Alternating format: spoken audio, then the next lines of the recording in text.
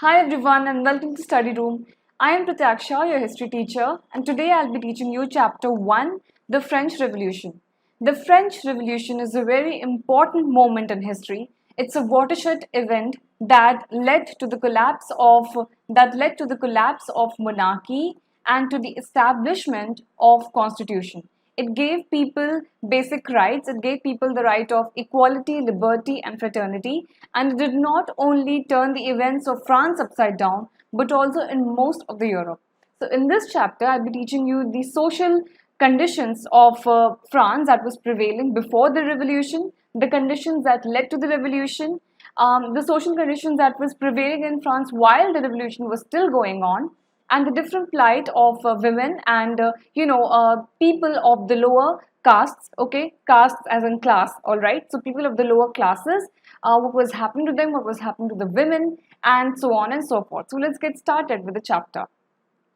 We will read about the French Revolution by first of all talking about Bastille. Okay, we will start the study of the chain of historic events that led to the French Revolution. But first of all, we will talk about Bastille. Okay, so Bastille was a fortress prison in France that represented the despotic power, the cruel autocratic power of the king. Okay, cruel autocratic power of the king. On the morning of 14 July 1789, 7,000 men and women gathered in front of the town hall and formed a people's militia. And this group marched towards the Bastille, and it killed the commander and released the seven prisoners inside. Historians say that this was the beginning of a chain of events that ultimately led to the execution of the King of France. So we will read about French Revolution beginning from Bastille, and this is just like a moment, an event that you need to remember, that this chain of events started on 14th July 1789. This is important, the beginning of the French Revolution. And how it began? It began when 7,000 men and women, they were protesting against the king. Why they were protesting against the king, we will be seeing later. But just keep this event in your mind, that they were protesting against the king. They had a lot of grievances, they had a lot of complaints that were not being listened to, that the king did not pay heed to. All right, so they ultimately took the matter in their hands, and these men and women, they gathered in front of the town hall, they protested, they formed a people's militia. Okay, and this group, it killed the commander and released the seven prisoners that were held inside. All right, and historians say that while following this chain, while following this movement, this storming of the Bastille that happened, we can start to pinpoint, we can start to track the events of the French Revolution. Now, why did the people protest? What was happening in France that led to the storming of the Bastille? All right, let's get started with it. The French Revolution in the late 18th century, that means in the 1700s. The French society in this 18th century was divided into three estates, or you can also say those three classes that I was talking about. Okay, these classes were the clergy, nobility, and the common people. All right, three classes, three estates. The first estates was the clergy, means the priestly class. Those people that were ordained, that were organized to serve the authority, say of the church. All right, that were propagating the so-called faith of God. All right, so clergy was basically comprised of those people that were ordained to serve the priest related class. All right, the second estate was the nobility. Clergy was the first estate. The second estate was the nobility. Nobility were those aristocrats, all right, that had power, that had title, that had wealth.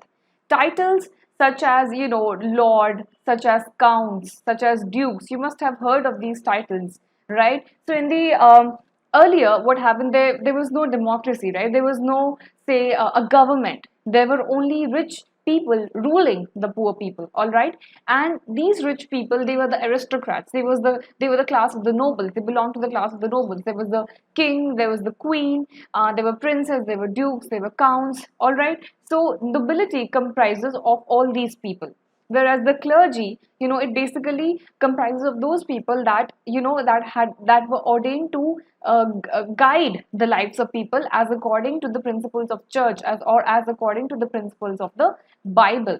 All right, So they were the propagators of the faith.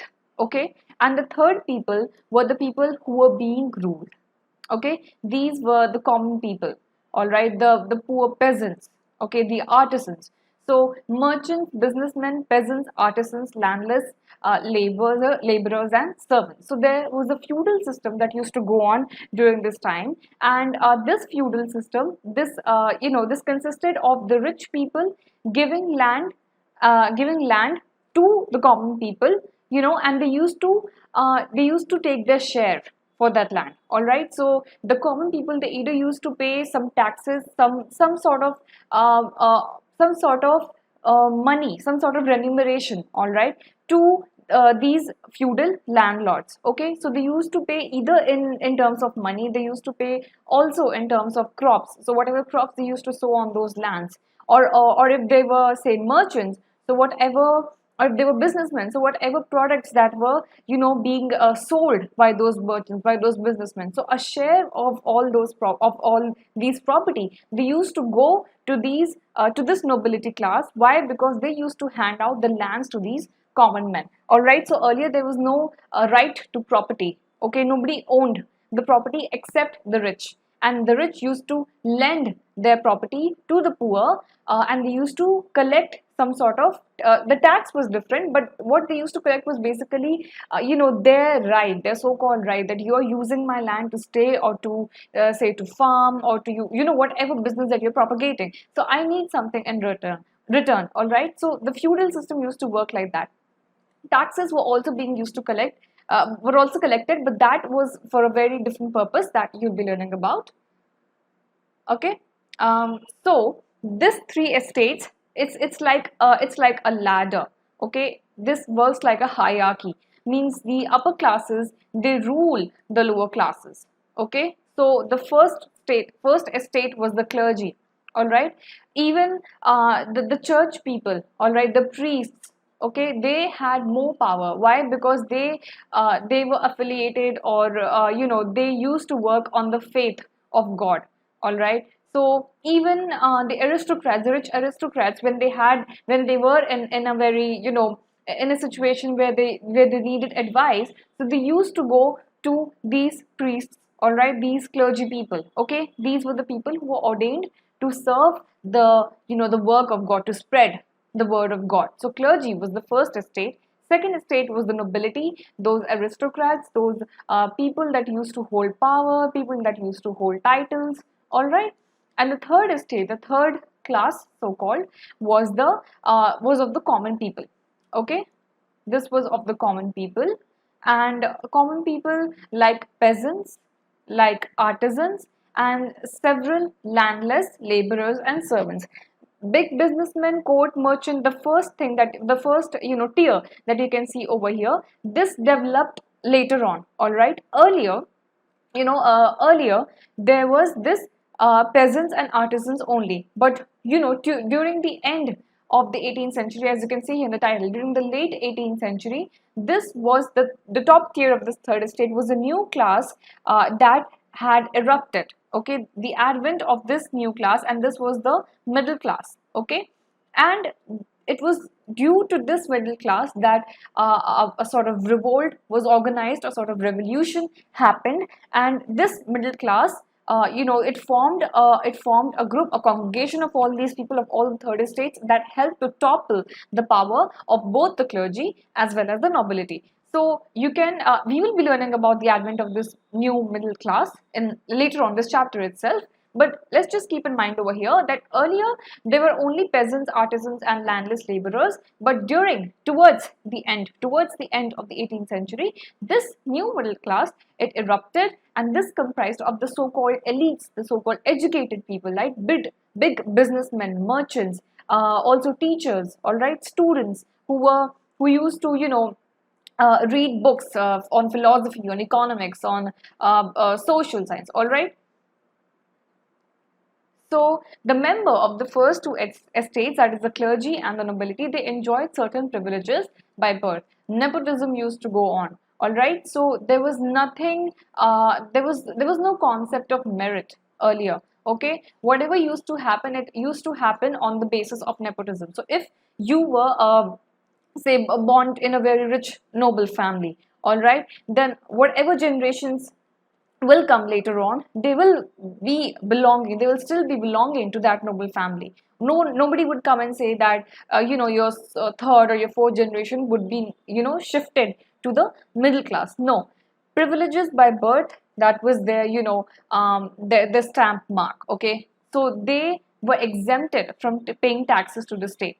So whatever the state used to hold as its own property, all right, for the even for the benefit of the public, taxes used to be paid, all right, so that those estates could be kept in maintenance, be it some public places, all right. So taxes were levied on those public places for those public places.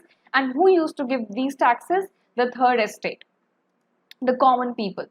Taxes were not used to be collected from taxes were not used to be collected either from the clergy or from the nobility. They just used to handle, they used to maintain the system, okay, and they used to collect taxes from the third estate, from the middle class, or from the the lower estate, the common people.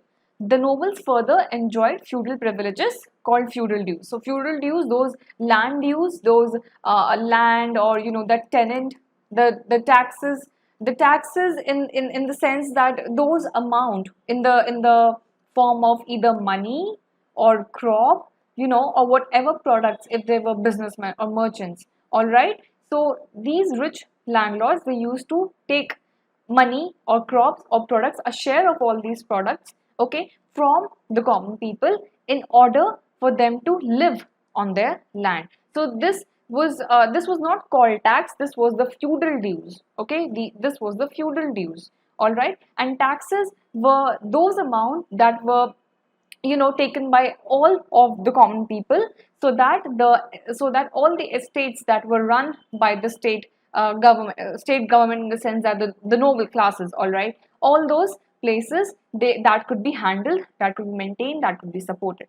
So peasants were obliged to render their services to the lord by working in his house, fields, or serving in the army or building roads, all right. So those very, very poor people who could not, say, afford to give money or crops or any other tertiary product to the land or to the gentry people, they used to render their services, they humanly service, they used to render their bodies, all right, in service to the lord. So whatever man-made help that the lords wanted, either in their houses or in their fields, that is for the cleaning purposes, for the cooking purposes, all right, or especially in the serving in the army, okay, these services were used to be extracted from the third estate by the first two estates, okay. Taxes paid by the third estate. Now let's come to the formal taxes that were taken from the third estate by the first two estates. The burden of financing activities of the state through taxes was borne by the third estate. The church extracted taxes called tithes from the peasants, and there was another a form of tax known as tail or tile. You can pronounce it either way, okay. So all members of the third estate had to pay taxes, including tile. This was a direct tax to the monarchy, to the monarch, to the autocratic person that was ruling. All right, and there were also many indirect taxes levied on articles of everyday consumption. So the second example of tax that you have here, that indirect taxes were levied on articles, this you can relate, because even now when you're buying something, when you're buying a product, there is a certain tax that is designated to go to the government, all right, that is designated to go to the government for the all-round development, all right. So these were the indirect tax, but there were two types of taxes that a third class used to pay directly to both these estates. To the clergy, they used to pay tithes, okay. This was an annual payment, all right. That means a sum was taken from them yearly, okay. And to the noble people, to the nobility, to the kings and the other titled people, tile or tail, however you may want to pronounce it, this was the tax, and this was a direct tax, all right. Means these tile, they were not levied on articles, they were not printed on articles, in order to be, extracted from the common people, but they were rather demanded from the common people that this is the amount that you have to pay to the king or to the duke or to the count. Okay. Why was taxation necessary? Collecting taxes was crucial because of the scenario that King Louis XVI found himself when he ascended to the throne in 1774. Now, what was happening in France is that a lot of wars and a lot of territories were being conquered by many countries. All right, during this time, this was you can say this was one of the colonial times. All right, of the colonial times. Many countries, they were fighting many other poorer countries or many other competitive countries in order to annex land, in order to capture or conquer land, so that their kingdom could expand. Okay, so a lot of wars were being fought. All right, and what required war to a war for a war to happen, for a war to become successful, one needed money, one needed army, all right, and one needed other procurements for war, like guns and all that, machine powders and all that, etc. So all this required, all in all, money. Okay, you needed money to maintain your army, to grow your army, to train your army, and to procure all the different items, to succeed in the war. Okay, so long years of war had emptied the treasury. All right, and the extravagant palace of Versailles required a lot of money to maintain. So the so-called beautification of the palaces that the kings and the queens used to live in. Okay, and also of also the maintenance of the church.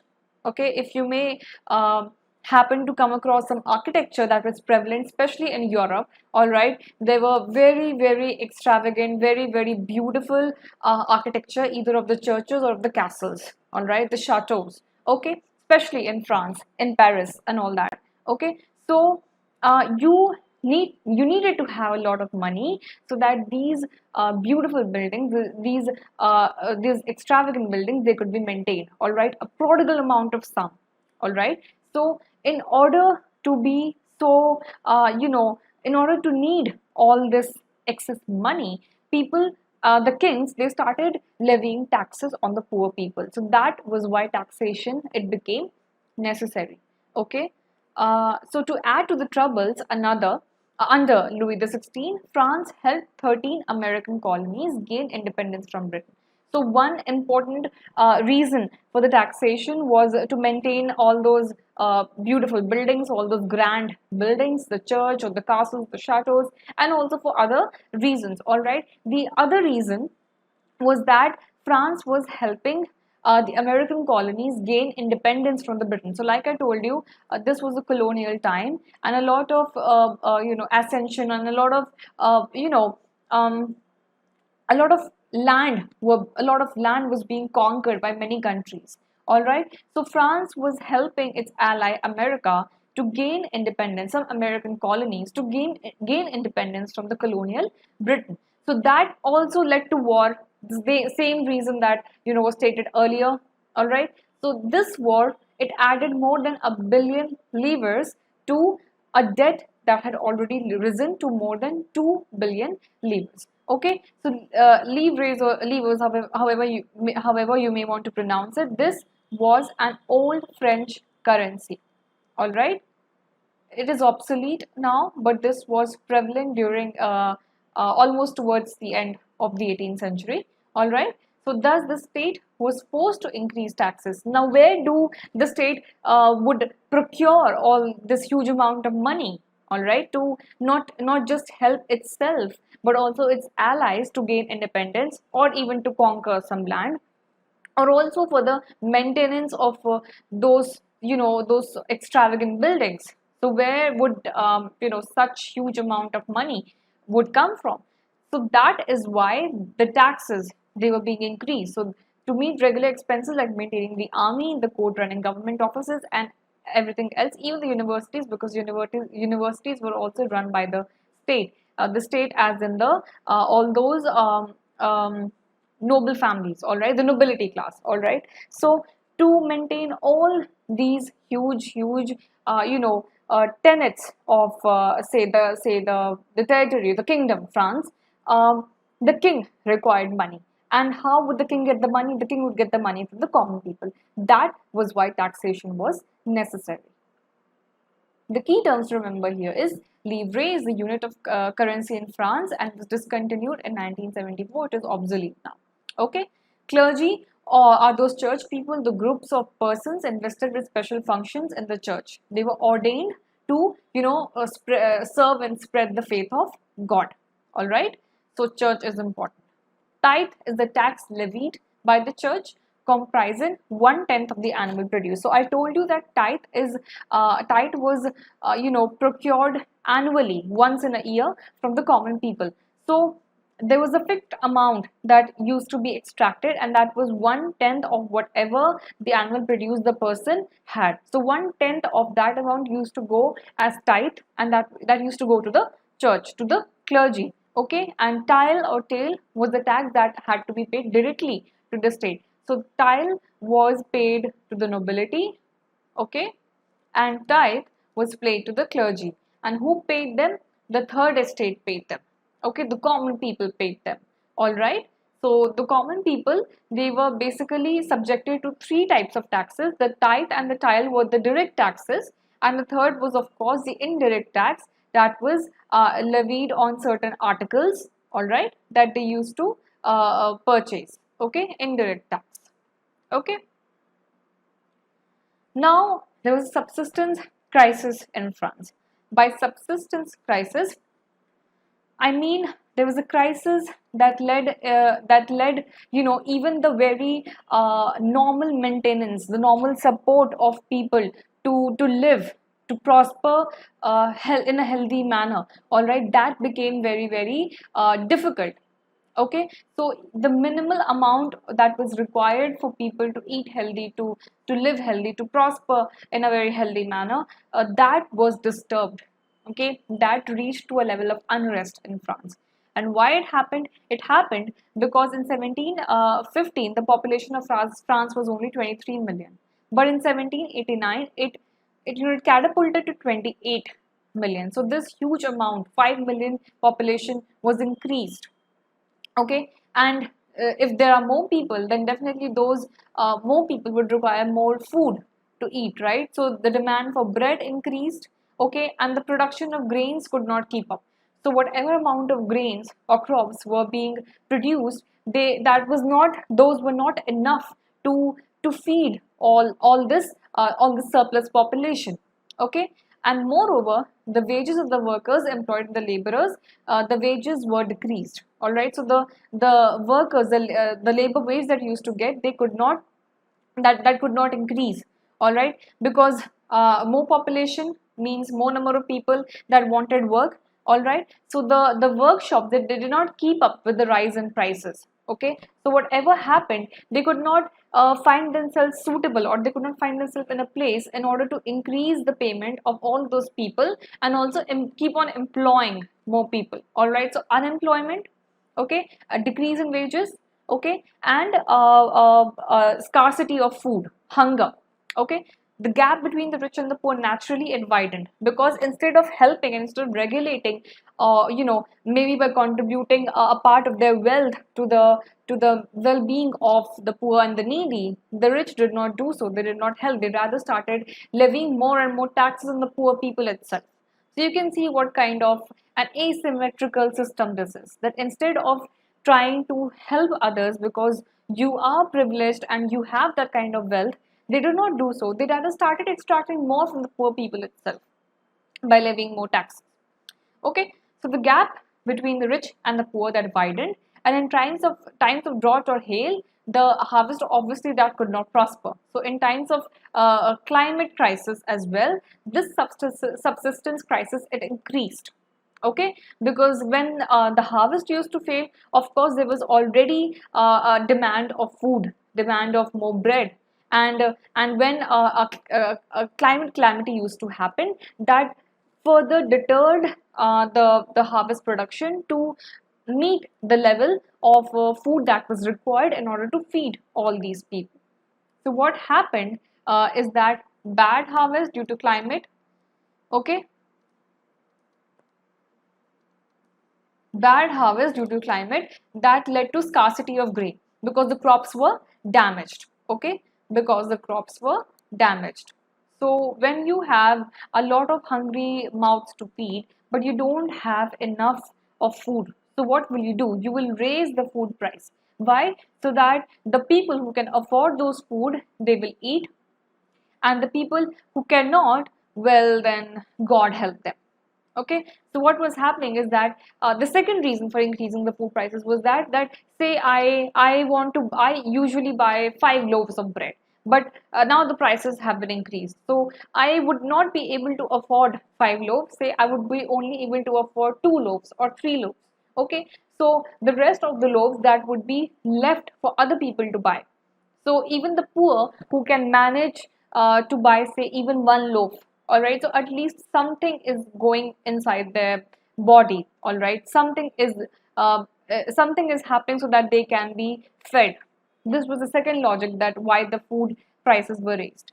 The poorest can no longer, the poorest people, the jobless people, the people who had no land, who had no sources of income, obviously they could not buy bread. So what would happen? Two things. They would either protest or they would either die by becoming weak. So weaker bodies, they die, and their death used to increase the number of dead people already that were there. Okay, and the second reason, a protest used to happen. So they used to go crazy and hunger, and they used to scourge for whatever food pieces they could find for themselves. So a food riot started happening that led to disease epidemics, and this disease epidemics again used to add to the number of deaths that were already being dead. Okay, so this is how a subsistence crisis happened in France in the late 18th century. Okay, a new social group called the middle class. The middle class, a new social group, it emerged in the 18th century, that means at the late 1700s, all right. And this group, it included the educated people, the merchants, manufacturers, lawyers, administrative officials. They were educated. They believed that no group, though no single group in society should be privileged by birth, rather people should govern others on the basis of merit, and people should, if they are amassing wealth, if they have a lot more than what others have, then they should own that. Okay, they should own that by their own merit, by their own value, not by their birth. Okay, so these ideas are established a society based on freedom, based on equality, and based on a shared brotherhood. Okay, so the three tenets of the French Revolution: equality, equal laws for all; liberty, that is your freedom; and fraternity, that is your brotherhood. Okay, so these three ideas envisaging a society based on freedom, equal laws, and opportunities for all, they were put forward by philosophers, French philosophers such as John Locke and Jean-Jacques Rousseau. Okay, so educated people like these, they came forward and they started preaching that no single group should have all that power to dominate and rule others.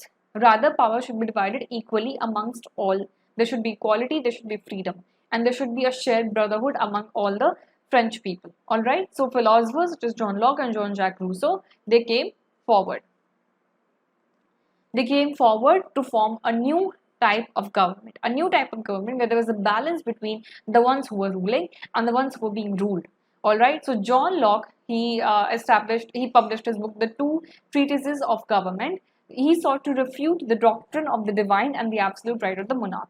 The monarchs, they used to rule by which logic? They used to rule by the logic that they have been ordained by the divine. God has sent forward the right to them by birth that they should be ruling others. All right. So John Locke, he refuted this doctrine. He said that no, this is not fair. This is not how system works. All right. You should come forward and rule by your merit, not by your just your divine right, your godly right. Okay. Another was Rousseau, and he proposed a form of government that was based on social contract. What was this social contract? This social contract was basically a form of government, a form of system that was between people and their representatives. The representatives, their chosen representatives. Okay, the people who were basically elected, were basically voted by the common mass. They should govern, and the others should, pay heed to them, because ultimately the common people, they have elected. Okay, so this their ideas were mostly similar. They refuted that a single absolute monarch should rule, and they rather wanted that some power should be divided between the people who were ruling and the people who were being ruled. John Locke and Jean-Jacques Rousseau. Montesquieu proposed a division of power. Another philosopher, he also proposed a division of power between three bodies of government: the legislative, the executive, and the judiciary, the one which you have in India right now. Okay, so Montesquieu proposed a division of power into three bodies. Alright, so he thought that no absolute power should belong to one group of people. Some power and some tenets of power, they should be distributed between three people: the one who would make laws, the legislative; the one who would execute them, who would propagate those laws, the executive; and the one who would limit all of these in power, and one who would also look after the safety of the people, that is the judiciary. All right, this model of government was put into force in the USA, and the American Constitution and its guarantee of individual right was an important example for political thinkers in France. So, America was influenced by Montesquieu's division of power, by Montesquieu's idea of the division of power into three able bodies. Spreading of the news far and wide. These new ideas were spread through books and newspapers, and even read aloud in groups for the benefit of those who could not read and write. The news that Louis XVI planned to impose further taxes to be able to meet the expense of the state guaranteed anger and protects against the system of privileges. So what was happening now was that the spread of these news, the proponents that were developed by John Locke and Jean-Jacques Rousseau, they were being spread far and wide. A lot of people were reading them through newspapers, through pamphlets, through books. All right, and people were educating themselves. They were getting that idea that yes, they need to protest against this absolute power, this absolute consolidation of power into one able person, into that symbol of king. This needs to stop. All right, so the news spread that Louis XVI was now planning to impose further taxes, because naturally we know the reason now, that the population has increased. The wars, increasing number of wars, has led to the to depletion of the money in the treasury of the France. All right, and also the different estates that is being looked after by the king and his people, they need more and more money in order for their maintenance, in order for their flourishment. All right, so this news that Louis XVI planned to impose further taxes, that angered the people, and this agitated the common people, and this helped to the formation of a protest amongst these people, and this generated anger and protest, and these people started protesting against this system of government. So these are the news. These are the basically determines the timeline that was happening during France while the revolution was on its on its way to happen. Okay, so these are the social rules. They increased in the number of taxes and the social unrest. Okay, and also the advent of a new class, the middle class. This helped to catapult, this helped to establish and espouse the French Revolution in place. In the next part of the chapter, we'll be learning about the French Revolution. I mean that all the important events and all the important, social unrest that unfolded and that actually were in place while the revolution was going on.